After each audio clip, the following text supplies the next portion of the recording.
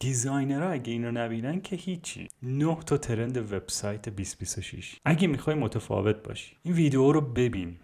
سایلنت یو آی. همه میخوان از دنیای ای آی عقب نمونن، همه هایپر مینیمال شدن، رنگ کم، فونت کم، فضای خالی زیاد، نمودار همه جا. ماکسیمالیزم، تایپ درشت، رنگ جسور، کمی شلوغی ولی کنترل شده. هیومن تاچ. من عاشق این ترندم.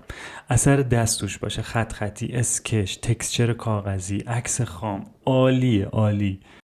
عاشق رنگای این ترندم. گرید اسکول کالر پالت. این ترند عالیه، رنگای پایه برگشتن با ترنگای مدرن. نارنجی داره همه جا رو میگیره. سال بعد فقط نارنجیه. استایل دفترچه سفینه‌ای رو یادتونه؟ بی‌نظیر این استایل. یکی از استایلایی که خیلی دوستش دارم، استایل سفینه‌ای.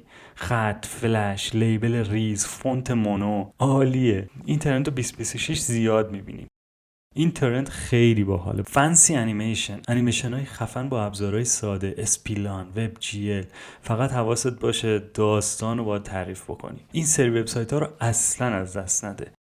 عاشق این ترندم. نوستالژیه، کرسر خاص، پیکسل، حس ویندوزی. این سری وبسایت ها رو حتما ببینید، خیلی باحاله. این ترند برای سال آینده زیاد میبینیمش.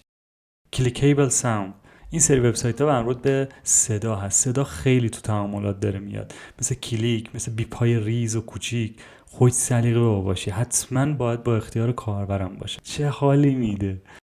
تک گردینت امسال ولمون نمیکنه. گردینت بنفش و آبی خیلی جالبه، کلیشه‌ای هست ولی باید متفاوت اجراش کنی. اگه میخوای همین مثالا رو ببینی، تلگرام لینک تو پروفایل.